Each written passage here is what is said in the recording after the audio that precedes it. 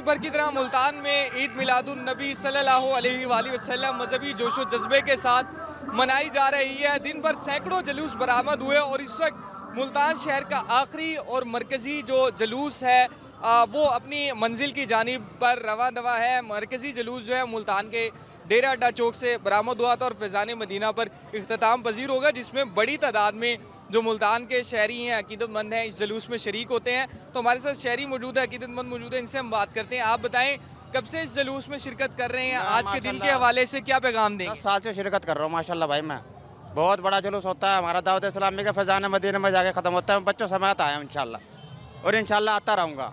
देखिए जी, लोगों का जज्बा यही है कि उनका ये कहना है कि ईद मिलादुन नबी सल्लल्लाहु अलैहि वसल्लम के जुलूसों में शिरकत करना इनके लिए अकीदत का बाइस है, रहमत का बाइस है। और इसी सिलसिले में जो मरकज़ी जुलूस है इस वक्त मुल्तान के डेरा अड्डा चौक से बरामद होकर अपनी जो इख्तितामी मंजिल है फैज़ान मदीना उसकी जानिब रवां दवा है।